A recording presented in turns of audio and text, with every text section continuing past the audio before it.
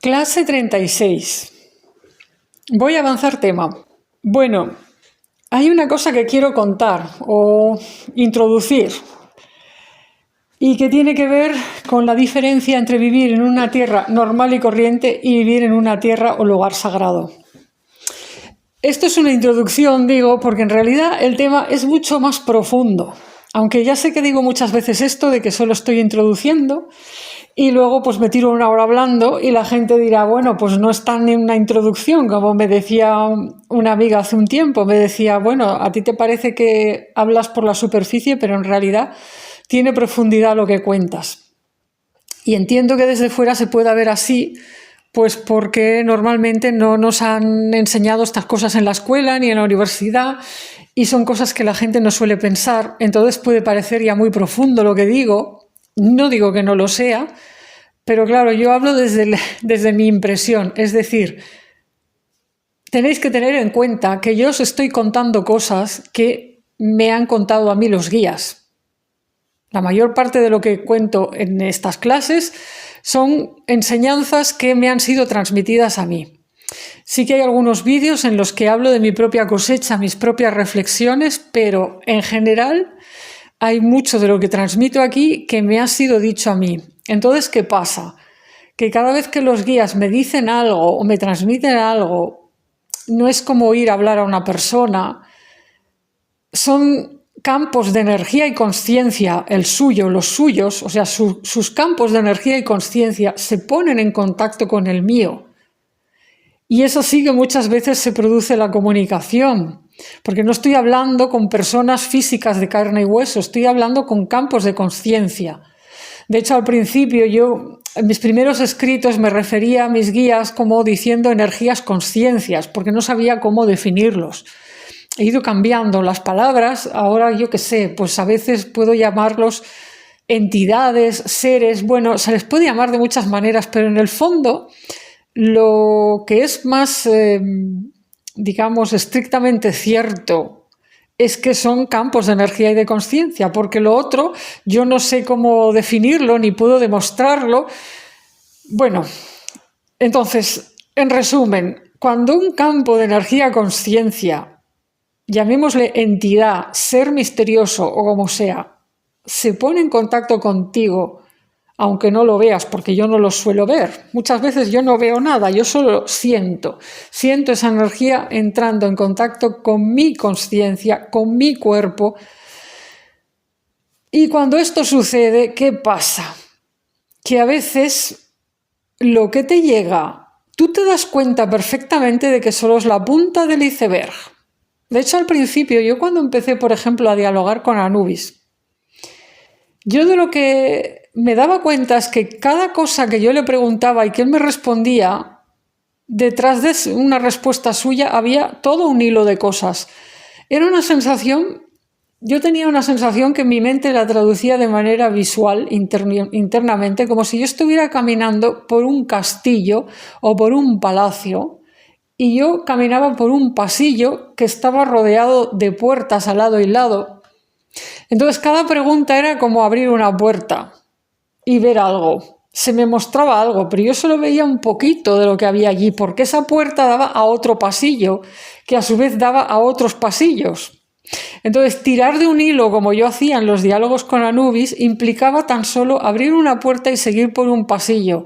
A veces daba tiempo y me daba concentración como para tirar de más de un hilo y digamos que me ramificaba, ¿no? O sea, era como vas por un pasillo del castillo, del palacio, abres otra puerta, indagas dos o tres cosas un poco y luego ya, bueno, ya tu mente no puede con más, tienes que replegarte y volver y tal y cual. Pero yo me daba perfectamente cuenta de que aquello era inmenso.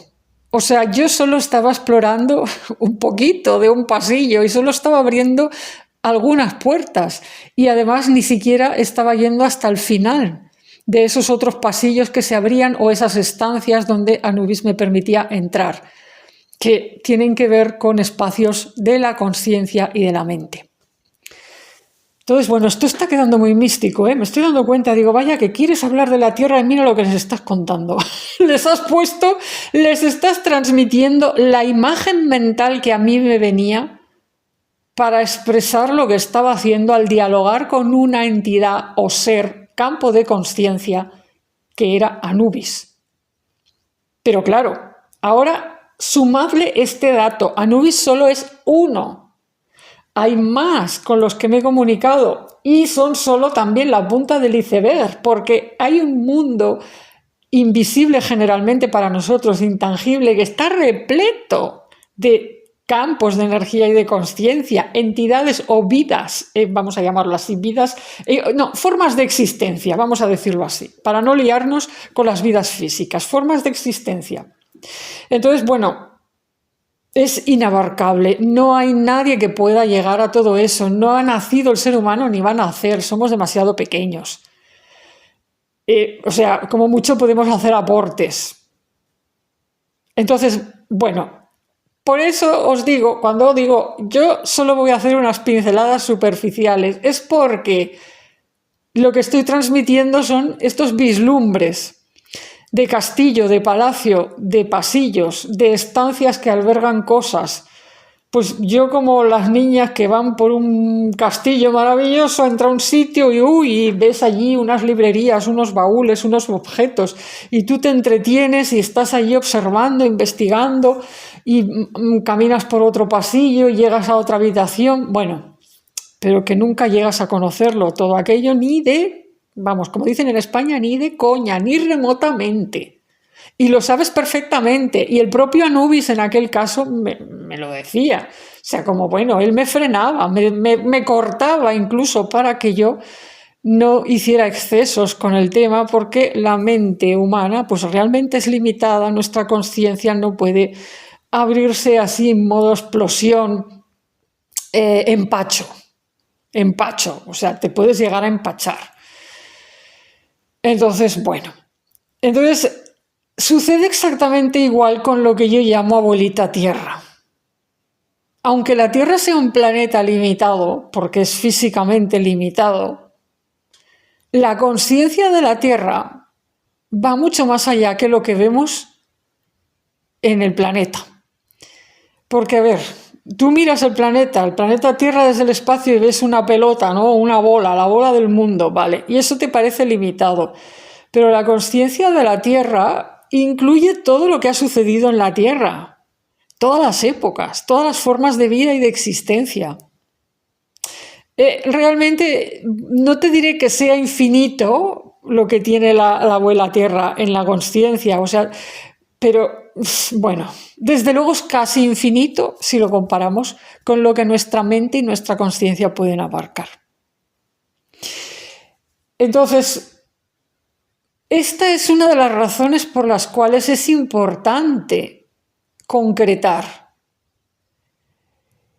¿Y por qué lo digo? Porque, a ver, mucha gente intenta comunicarse con la Tierra en general y no es que esté mal, pero si tú solo conectas con la Tierra en general, te va a ser muy difícil concretar los temas y tirar de un hilo de una manera, digamos, más o menos específica. La Tierra en general, claro que tiene una conciencia, claro que la puedes escuchar, en general a mí me ha sucedido ocasionalmente, pero mis guías siempre me condujeron hacia la concreción, hacia ir perfilando más y hacia conectar con una Tierra de un punto del mapa. ¿Por qué? Porque es ahí que es como que puedes empezar a indagar temas y es que puedes empezar a conocer aspectos de la Tierra. El conocimiento global de algo no está mal, pero no te permite profundizar precisamente. Esto es un poco como en ciencia, ¿no? O sea, mirar la Tierra desde el espacio está muy bien, pero si tú realmente quieres conocer la Tierra, lo mejor es que aterrices sobre la Tierra y empieces a observarla estando en la Tierra, inclusive cada vez a escala más pequeña, usar microscopios, por ejemplo. O sea, cuanto más te acercas a la Tierra, más empiezas a comprender que está hecha de una cantidad enorme de cosas. Mirarla desde el espacio te da una perspectiva que también es muy necesaria, pero es insustituible por la otra. Entonces, la conciencia, lo que llamamos conciencia, la conciencia humana necesita los dos procesos. Necesita saber cómo elevarse y ver las cosas en perspectiva, para verlas así en una estructura general que ayude a poner todo en contexto. Pero también necesita la inmersión en lo pequeño, en lo concreto. Entonces, con la abuela tierra es exactamente igual. O sea, hay momentos y temas y situaciones en las que lo que necesitamos es elevarnos o ver como en perspectiva y conectar con la tierra en general, para ver las cosas como en contexto, ver los esquemas generales. Pero luego, si realmente quieres ayudar con amor a la tierra, necesitas pasar sí o sí a lo pequeño. Necesitas concretar y necesitas no tener miedo de aterrizar, no tener miedo de poner tus pies sobre la tierra y no tener miedo de empezar a mirar lo pequeño. Pegar tu cara al suelo y ver las briznas de hierba, ver los grumos de tierra, ver los insectos que pululan por la tierra. Inclusive coger un microscopio y empezar a ver todos los bichitos que hay ahí. Y luego, bueno, pues ya además se puede hacer pues alguna clase de prospección y de estudios para más o menos entender qué es lo que tiene la Tierra en su interior, las capas de la Tierra, cómo funcionan, o sea, cómo actúan, etcétera, etcétera. En fin, que esto, como digo, es aplicable a la consciencia. O sea, estoy hablando, haciendo comparaciones y metáforas y al mismo tiempo no. O sea, es que es así. O sea, el amor que no sabe concretar no llega a ser amor. Pero además, la consciencia que no sabe entretenerse con lo pequeño, normalmente termina pecando de excesos generalistas. O sea, porque si tú eres una persona que solo eres capaz de observar las cosas como mirando a distancia y en perspectiva, bueno, tal vez seas muy bueno para ciertas definiciones y ciertos estudios, pero a la hora de que necesites cuidar, o sea, de que algo se necesite ser cuidado en la Tierra, pues no vas a ser un buen cuidador. Porque el que se pasa el día sobrevolando la Tierra en un satélite, bueno, está bien, pero no puede ser un buen cuidador de los hijos de la Tierra que están pegados en su superficie, porque ni siquiera está ahí. O sea, cuando vienen, por ejemplo, situaciones de crisis o de emergencia, un huracán, un volcán, unas lluvias torrenciales, una epidemia, lo que sea, una guerra. O sea, ¿quién está ahí cuidando la vida? Pues los que están ahí, sobre el terreno. A distancia, no. A distancia la vida no se cuida. Como ya dije en una ocasión, los hijos no se cuidan por televisión. Y con la Tierra pues sucede exactamente igual. Pero es que además el conocimiento y la conciencia, como ya he dicho y me estoy repitiendo, no se pueden alcanzar si solo sobrevolamos y solo hacemos cosas generalistas. Hay que concretar. Yo lo que he visto es que en relación a la Tierra cada lugar expresa una forma diferente y para mí que también terminan siendo entidades diferentes. Pero también me he planteado la posibilidad, y espero no marearos con esto, de que la entidad se forme con nuestra percepción. Vamos a ver si lo explico. Porque cuando tú le prestas una atención continuada a algo, ese algo, digamos que se consolida de cierta manera en relación a ti.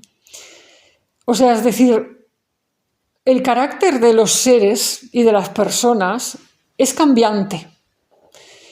O sea, hay una esencia que permanece siempre, pero luego hay una parte del carácter o de la personalidad que cambia con las circunstancias y cambia con la interacción que esa energía o ese ser o ese campo de conciencia tiene con las personas o los seres que interactúan con él o con ella. O sea, pues porque las relaciones te traen experiencia, te traen vivencias interiores y exteriores. Entonces, todo lo que nos sucede y todos los intercambios que hacemos con las otras personas nos afectan.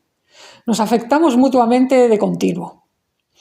Entonces, esto sucede con las personas y, a mi entender, también sucede con las energías sagradas cuando se relacionan con el ser humano. Es decir, yo no sé qué es lo que pasa en los mundos superiores o en los mundos en otras dimensiones, otros mundos, mira, no lo sé, pero sí sé que hasta los mitos están llenos de historias, de relatos en los que los seres del mundo sagrado pueden cambiar dependiendo de la interacción que tengan con otros o con seres humanos. De hecho, bueno, pues esto, como digo, está en todos los mitos. O sea, si hay una relación que, digamos, es exitosa, que es amorosa, que es cariñosa, que hay un respeto entre seres del mundo sagrado y los seres humanos, normalmente esto conduce a, bueno, relatos donde las cosas van más o menos bien y los seres del mundo sagrado tienen unas reacciones, pues, de querer ayudar, facilitar las cosas, etc. Pero pues todos conocemos relatos míticos o no, donde seres del mundo sagrado se enojan porque el ser humano pues rompe promesas hechas, no cumple las normas de buen comportamiento que se le han dado, entra en lugares sagrados y los ensucia o los profana, estorba espíritus de la naturaleza en tal sitio que no tenía que haber estorbado, etcétera, etcétera. ¿Qué sé yo? Es que podría ponerme a hablar hasta de lo que está narrado en la Biblia, ¿no? O sea, es que está lleno de ejemplos, el mundo está lleno de ejemplos y de historias y de relatos de cómo ni siquiera los seres del mundo sagrado o las energías conciencias que asociamos con lo divino son estables. O sea, pues porque todo depende de las relaciones. Claro que sí, que si pensamos en Dios como la fuente, lo uno, yo qué sé, lo que está más allá de todo, eso sí, es estable, lo que da pie a toda la existencia. Pero cuando estamos hablando de, digamos, la parte de lo divino que toca a la humanidad, que se relaciona de manera más cercana con los seres humanos y con las criaturas que pueblan el mundo, pues las cosas pueden ser muy diferentes. Entonces, bueno, a esto es a lo que me refiero cuando he dicho hace un ratito que me planteo la posibilidad de que las abuelitas tierras sean en parte una creación humana. No quiero decir que el ser humano se las haya inventado. Quiero decir que, por ejemplo, la abuelita tierra del Teleno es como es porque hay una parte suya que, digamos, que viene de la gran tierra y viene de Dios en último término, y esa parte siempre va a ser igual, pero hay otra parte que surge de esta manera o de otra y con el carácter que tiene de todas las relaciones que ha vivido a lo largo del tiempo con los seres que han vivido en esta parte del mapa, en este punto del paisaje. Y para que se entienda mejor esto, voy a contar algo, ¿no? Algo que aprendí, que ella misma me contó cuando empecé a vivir en la tierra del Teleno. Y es que una cosa que entendí en determinado momento, y que ella misma me lo contó, me lo mostró, es que ella sufrió un trauma muy grande en la época de la romanización. O sea, cuando el Imperio Romano conquistó todo este lugar atraído por el oro que tenían estas montañas y hizo pues proyectos de minería salvaje aquí. Bueno, una cosa impresionante. Las minas de oro más grandes de Europa estuvieron aquí, en estos montes, y bueno, los romanos arrancaron el oro pues dejando, bueno, montes completamente destruidos, con técnicas de erosión. Bueno, la minería del oro siempre ha sido muy destructiva para la tierra, cuando se hace sobre todo de manera pues así, a lo salvaje, industrial. Aunque bueno, los romanos no eran de la época industrial, pero sí, desarrollaron mucha tecnología y bueno, desplegaron ejércitos y de todo para arrancar el oro de estos lugares.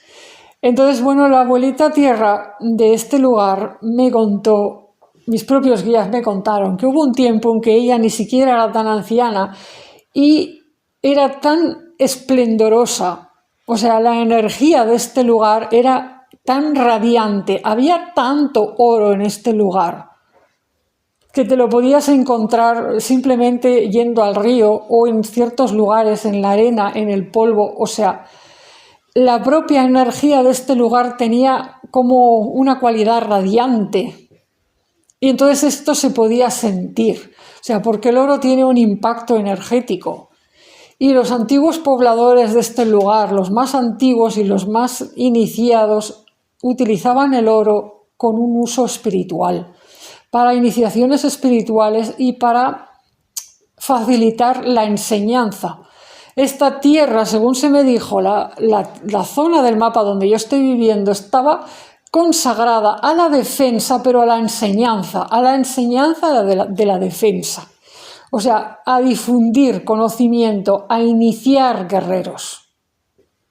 O sea, era una zona consagrada a la enseñanza, pero en un sentido antiguo, no de ir a clases sentados en una mesa y estar escuchando así nada más catarata de datos.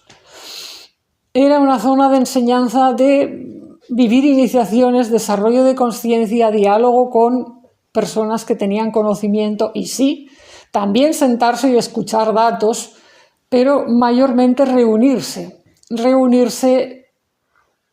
con, bueno, personas que tenían más experiencia y, bueno, intercambiar conocimientos sobre defensa, etcétera, etcétera. Entonces, el oro mineral se utilizaba para facilitar la transmisión de conocimiento, para facilitar, digamos, la irradiación de enseñanzas y de conciencia. Cuando esta abundancia de oro empezó a ser conocida, bueno, empezó a venir aquí de todo a llevarse el oro, y cuando llegaron los romanos y arrancaron toda esa cantidad, bueno, para la abuela tierra de este lugar fue vivido como una especie de violación, o sea, como una especie de abuso y una situación tremendamente horrible, de expolio total. Entonces le cambió el carácter. Así se me ha dicho más de una vez. Ella misma lo dijo, se le agrió el carácter, se volvió rencorosa, se llenó de ira. Pasó un tiempo muy malo. O sea, ahora no está así, ¿vale? Pero, o sea, atravesó una etapa muy complicada, porque antes ella era tan generosa, siempre volcada en irradiar ese conocimiento, esa sabiduría que tenía, en irradiar eso y en llamar, atraer a la gente para que viniera aquí a aprender cosas sobre defensa. Y de hecho aún lo hace, porque es su esencia. Es su esencia y esa esencia viene de Dios y eso no va a cambiar. Pero ha tenido que aprender a limitarse y a esconder su oro y a esconder su radiación, por así decirlo. Entonces, yo la primera vez que percibí a la abuelita tierra del terreno la vi envuelta en ropajes negros y como una viejecita de pueblo de las que había por aquí cuando yo vine a vivir aquí por primera vez, que todavía había muchas de estas señoras ancianas de pueblo vestidas con la pañoleta negra y la ropa negra, las zapatillas negras, el delantal negro. Bueno, una señora humilde, arrugadita y que no gasta en lujos, que no lleva joyas ni adornos, ni se maquilla, ni nada, que el pelo lo lleva blanco, pues porque no se lo tiñe, etcétera, etcétera, que no va nunca a la peluquería porque se peina ella sola, se hace una trenza y un moño o un moñito así nomás y ya está. Eso es la imagen que yo percibí de la abuelita tierra del Teleno. Pero que se me comunicó tiempo después, cuando se me fue explicando todo esto, que hubo un tiempo en el que ella era vista de otra manera. Y era, bueno, era dorada y era belleza y era una cosa. La Sagrada Defensa, tal y como nació aquí, como la guardiana de esta tierra, tal y como nació, era una entidad dorada, majestuosa, dorada, pero súper generosa, como esta tierra lo era, súper hospitalaria, súper acogedora. Fueron sucediendo cosas que la fueron haciendo, bueno, reservarse un poco más, pero definitivamente el hachazo, lo horrible lo vivió con todo lo que pasó con los romanos aquí.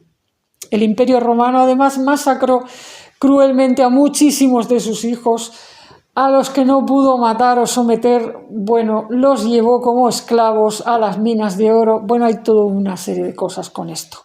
Entonces, quedaron unos traumas para siempre marcados, como las cicatrices que hay todavía en este paisaje, que todavía pueden verse las marcas de la tierra rojiza erosionada, donde los romanos estuvieron escarbando y sacando toneladas y toneladas de monte, toneladas de tierra para buscar el oro.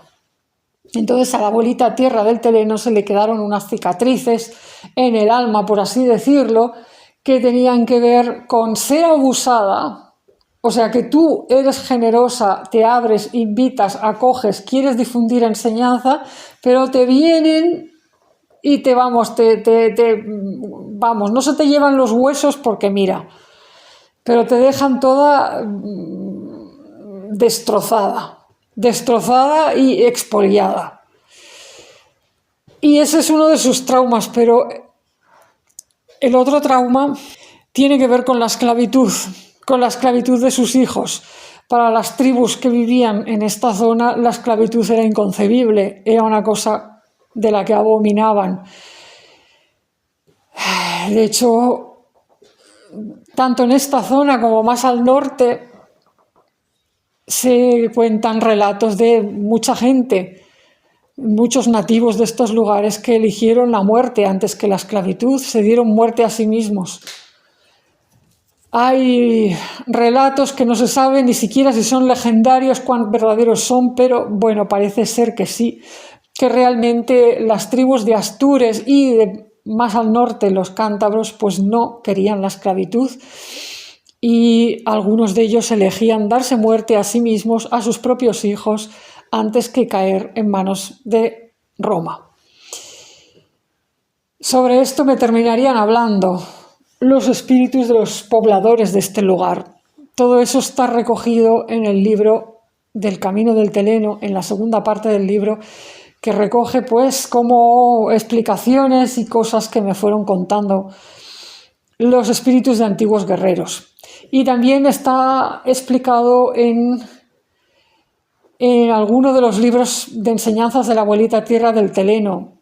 Hay un libro que se titula Amor que une tierras, hogar y sagrada defensa, y creo que es allí que hablo del trauma de la abuelita tierra, de lo que hicieron con su oro, y que ella se volvió, a raíz de eso, se volvió como más cerrada, o como más, bueno, eligió ocultar su verdadera riqueza, eligió ocultar su verdadera condición y eligió afearse, entre comillas, por así decirlo, no mostrar toda la belleza y el esplendor que podía tener.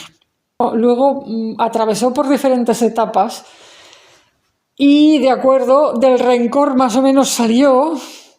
Yo, cuando la conocí, todavía estaba maldiciendo a Roma y sus descendientes. Mis guías le dijeron: deja de maldecir porque no va a ser mejor la cosa, no vas a arreglar nada a estas alturas. Vale, yo ya no la oigo maldecir, pero son cosas que se quedan de algún modo, como una huella, como he dicho, como cicatrices, y sí que la hacen pues como reservada, y la hacen muy sensible a todo lo que suene a abuso, a gente que viene de fuera, de otro lugar, y ella les está invitando, les está ofreciendo, les está dando, y terminan, bueno, o sea, que abusando de esa confianza, abusando de esa hospitalidad y trayendo mal, desgracia, expolio o malos comportamientos en este lugar. Al día de hoy, tal y como yo la conozco, la abuelita tierra del Teleno está dividida entre desear que venga más gente a vivir aquí y preferir que no. Supongo que le sucede también a muchos pobladores de este lugar. los antiguos y clásicos pobladores de este lugar. Por un lado ven que los pueblos quedan despoblados y desearían que viviera más gente, pero por otro lado tampoco quieren cualquier tipo de nuevo habitante, porque también han vivido situaciones malas o negativas y no quieren tener esa mala experiencia otra vez. No quieren perder la paz que tienen, todo por ganar población. En este sentido, incluso los guardianes de las zonas sagradas de este lugar, como por ejemplo la zona de los petroglifos que hay en Peñafadiel, no muy lejos de aquí, a mí me dijeron en su momento que preferían que quedara todo despoblado antes que la gente que venía de visita o a vivir aquí abusaran de ciertas cosas o tuvieran malos comportamientos. ¿Por qué? Porque este es un lugar sagrado. Entonces, este es otro tema del que tendría que hablar, y es que una cosa es vivir en una tierra normal, como ya dije al principio, y otra cosa es vivir en un lugar sagrado. Los lugares sagrados tienen sus propias normas porque tienen su propia función dentro del tejido de la tierra. La gente me va a decir, todo es sagrado. Todo es sagrado, la tierra no está dividida entre lugares sagrados y lugares que no. Pero desde el punto de vista de las enseñanzas que yo he recibido, efectivamente no es lo mismo vivir en todas las partes. O sea, ¿qué es un lugar sagrado? Un lugar sagrado es un lugar en el que fluye mucha más energía de lo habitual y además lo hace de una manera especial, conectando de una manera especial ese punto del mapa con lo que llamamos otras dimensiones, otros planos, mundos sagrados X. Los lugares sagrados suelen estar asociados con portales dimensionales, con zonas de mayor facilidad para conectar con seres de otro plano. Lugares sagrados son lugares, por ejemplo, donde es más fácil que surjan lo que llamaríamos apariciones místicas, vivencias místicas. Pero también son lugares donde se puede incidir de una manera más fácil o rápida, más directa, en cosas que hay que sanar en el planeta, por ejemplo. Tú te vas a un lugar sagrado y allí puedes realizar de manera más intensa y más directa un trabajo sanador.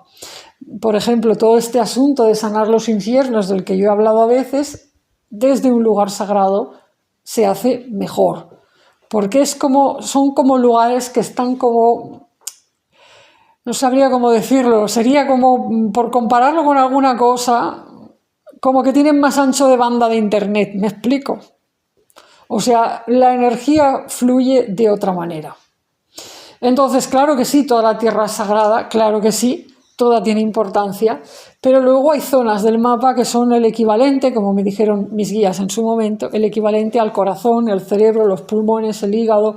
Es decir, ese ejemplo que me pusieron y que me quitó de una vez por todas las dudas y las protestas entre lugares, o sea, para decir que no había lugares sagrados, que todos eran iguales, porque yo decía, no, pero todo tiene que ser igual. Bueno, pues me dijeron una comparación que me quitó para siempre esas historias. Me dijeron, mira, si te cortan un dedo meñique, pues porque has tenido un accidente, porque hay una guerra o porque has tenido una infección y hay que no sé qué cortar, bueno, tú con un trocito, o sea, con ese trocito que te han cortado, vale, es un drama, lo tienes mal para vivir sin el dedo meñique, pero puedes vivir. No te va a pasar nada verdaderamente importante. O sea, está muy bien, todos los dedos son sagrados, pero vamos a decir, la tragedia que tú vas a vivir sin un dedo meñique no se puede ni comparar con que si alguien dispara una bala a tu corazón, porque eso ya te acaba. Entonces, por así decirlo, si comparamos a la Tierra, el planeta Tierra con el cuerpo humano, hay lugares sagrados que son como el corazón. no se puede prescindir de esos lugares sagrados. Y si esos lugares están mal, entonces todo el cuerpo va mal, todo el planeta Tierra va mal. Hay lugares sagrados que son parecidos a el cerebro o la médula espinal. Hay lugares sagrados que son parecidos a los ojos, a los oídos, al bazo, a los pulmones, al hígado, al páncreas, a los intestinos, etcétera, etcétera, etcétera. ¿Me explico? Entonces, tú ahora piensa, a ver de qué cosas puedes prescindir en el cuerpo. Ok, realmente no podemos prescindir de ninguna, pero efectivamente, Dios no lo quiera, pero estás en una guerra o en un terremoto y algo se te lleva por delante, una oreja, bueno, eso es muy triste y muy doloroso, pero todavía tienes el oído interno. Ahora, pues si algo atraviesa tus pulmones y te estás ahí, bueno, con los pulmones perforados y no te rescatan en ese momento, bueno, es que te vas a morir y ya está. Lo mismo pues con el cerebro, o sea, es que no, bueno, hay cosas que no podemos prescindir de ellas. En fin, todos sabemos lo complicado que es cuando la gente desarrolla una patología mortal en el hígado, por ejemplo. Sin riñones tampoco podemos vivir, y así, suma y sigue, me explico. Luego hay glándulas más pequeñas que producen hormonas, que también lo tenemos muy mal cuando funcionan mal. Entonces, bueno, pues eso se puede extrapolar a lo que son los lugares sagrados. Los lugares sagrados son zonas del mapa, tierras concretas, que tienen una serie de función en el plano energético y espiritual y sin las cuales pues todos vamos mal. O sea, no es que haya que cuidar los lugares sagrados porque mira, porque son caprichosos y hay que rendir pleitesía a los lugares sagrados. No, es que si a un lugar sagrado le va mal, al resto nos va mal, el resto del cuerpo sufre. Entonces, bueno,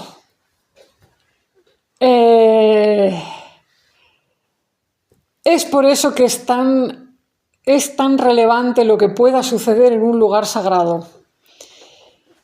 Y por eso irse a vivir a un lugar sagrado no es lo mismo que irse a vivir a un lugar que no lo es. Irse a vivir al dedo meñique o a un sitio de, qué sé yo, de tu pierna, no es lo mismo que irse a vivir a una parte del mapa donde se manejan asuntos importantes, cosas que tienen una repercusión que va más allá de ese lugar en sí. Entonces, hay lugares sagrados que se dan a conocer de una manera, digamos, apoteósica y que quedan marcados para siempre como lugares sagrados, y hay otros que no. Hay otros cuyo comportamiento termina volviéndose más hacia lo oculto, hacia lo discreto, porque han aprendido con la experiencia que es el mejor modo de proceder y porque si no ven que no van a poder desarrollar su misión como parte del planeta Tierra. Entonces la abuelita Tierra del Teleno empezó siendo de una manera y ha vivido diferentes fases y etapas y ahora mismo pues está viviendo de otra. Entonces yo cuando vine a vivir aquí, vine y me encontré con ella tal y como era y con toda esta historia, con toda esta carga. Yo tuve unas actitudes y unas reacciones hacia ella que al mismo tiempo, de algún modo, han contribuido a que su carácter se suavizara. Porque, como os digo, yo cuando llegué aquí, ella todavía estaba maldiciendo. Los seres espirituales, los guías que van conmigo, le dijeron, no maldigas más. Yo no la he visto maldecir más. Puede parecer pretencioso para una persona externa que escuche esto decir que la abuelita Tierra del Teleno ha cambiado por mi presencia aquí, pero en realidad no estoy diciendo nada que no estén diciendo otros pueblos indígenas en otras partes del planeta, aunque yo esto no lo he sabido hasta hace poco. Yo siempre me he sentido como un bicho raro, como casi como, bueno, una friki, una rara, una casi única en mi especie, o como un animal de estos que están en una especie que está en extinción y que dices, bueno, debe ser uno de los últimos ejemplares de esta especie, porque no me había encontrado con nadie que tuviera estas vivencias. Pero hace no mucho pues vi unos vídeos en YouTube de unas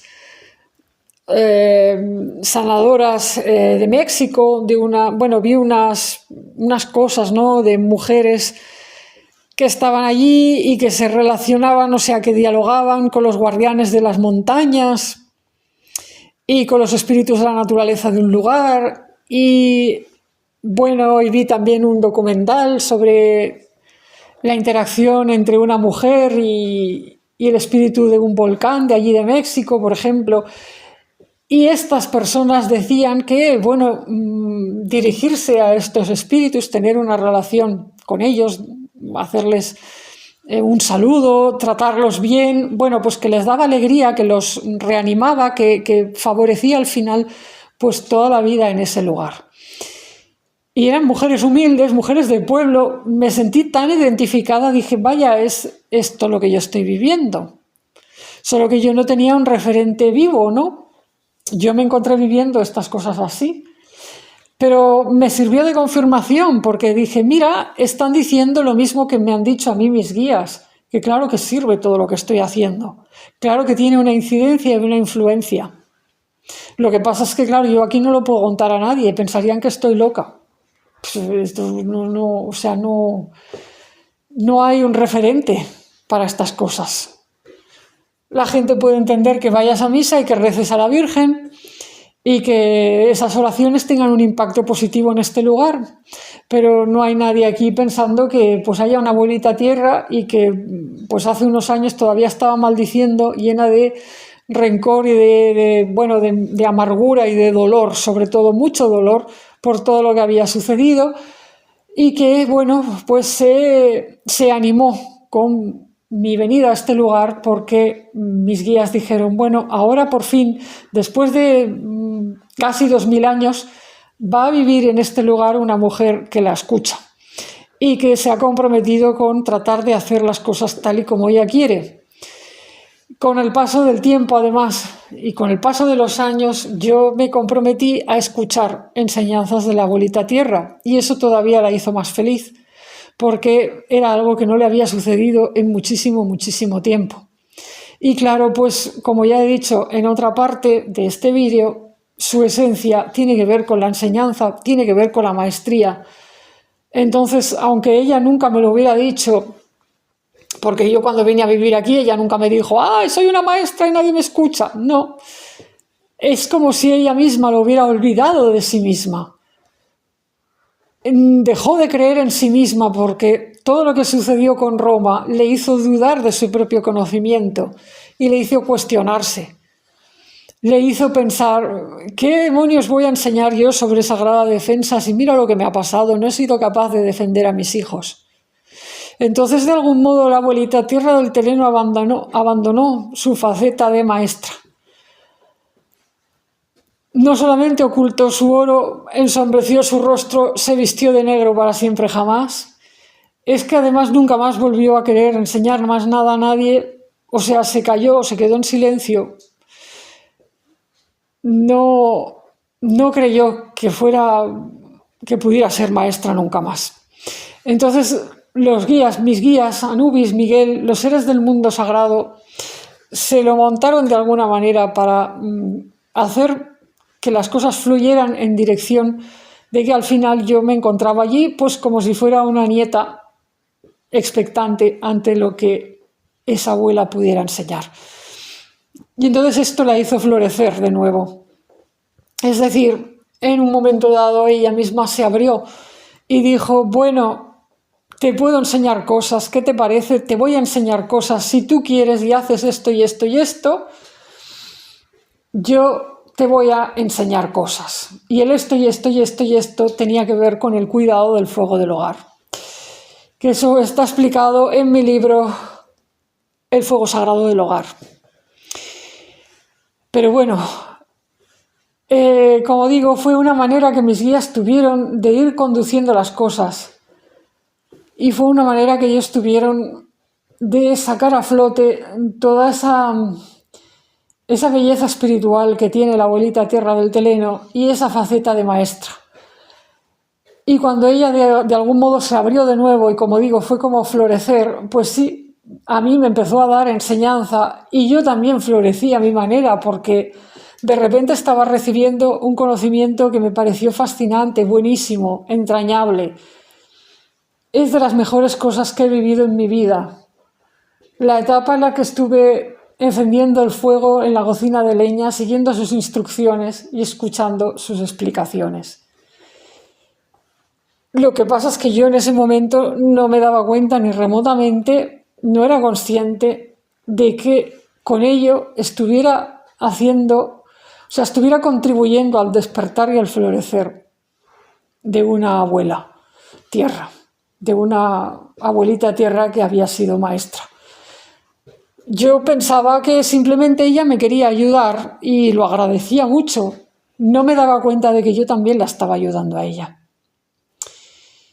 Luego, bueno, pues han sucedido cosas y la abuelita Tierra del Teleno, pues llegó un momento que volvió al silencio porque me empujó a mí hacia otra dirección. O sea, bueno, fuimos pasando etapas juntas y ella, bueno, pues quiso que yo entrara más y más en contacto con una nueva energía sagrada. Bueno, nueva no, pero para mí.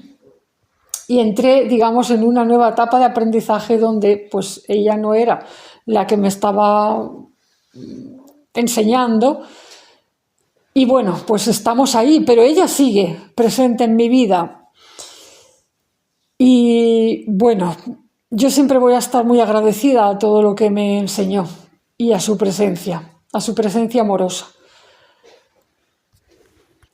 Entonces, bueno, esto al final me ha quedado muy largo, pero creo que está bien haberlo contado así, porque así ya queda como un ejemplo de cómo es que cuando te vas a vivir a un lugar puedes ayudar a la abuela tierra de ese lugar.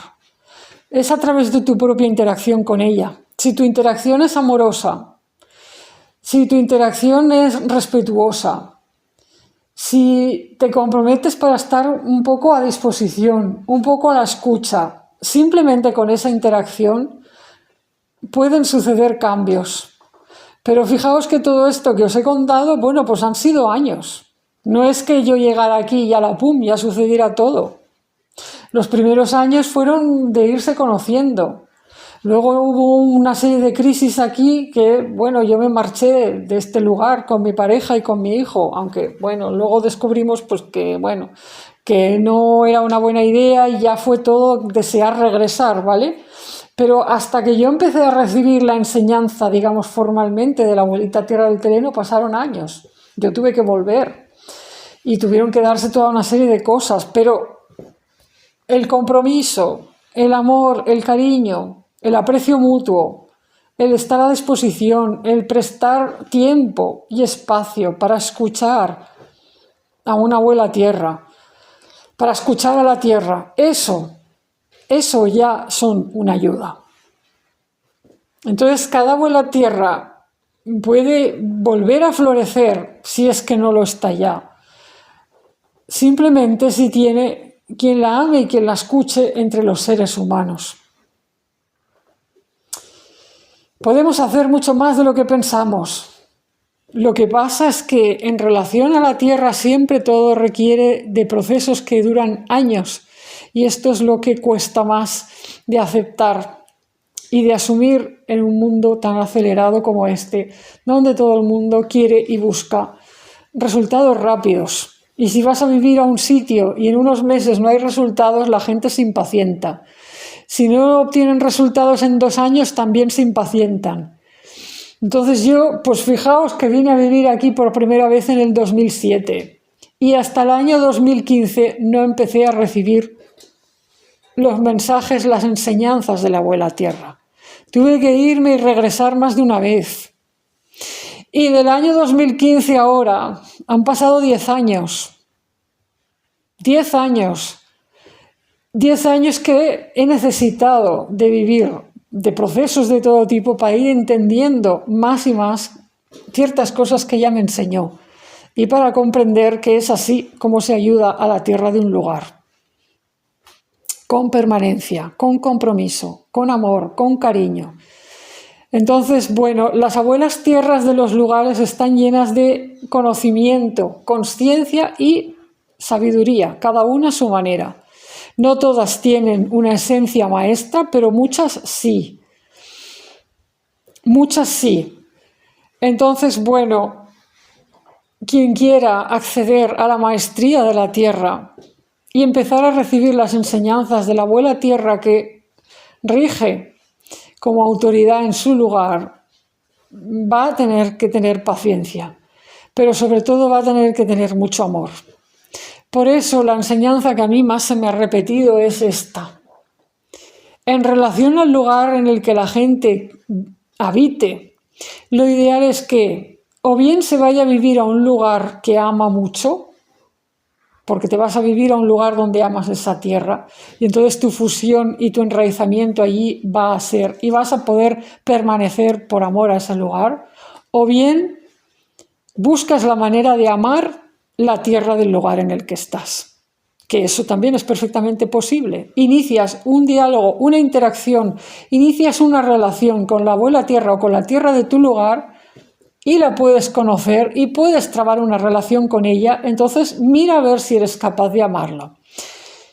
Si te ves con capacidad de amar la tierra del lugar en el que vives, con tiempo, con proceso, con años y con dedicarle espacio de escucha, de atención, etcétera, todo puede llegar.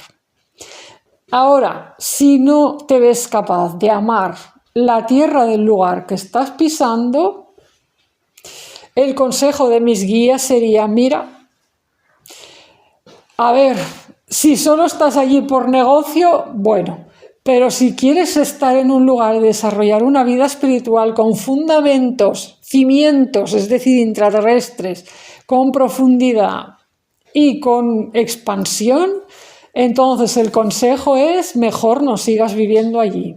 Porque además la abuela tierra es muy sensible a la falta de amor y acaba irritada, incómoda y disgustada con la gente que vive sobre ella o en su lugar y no la ama nada.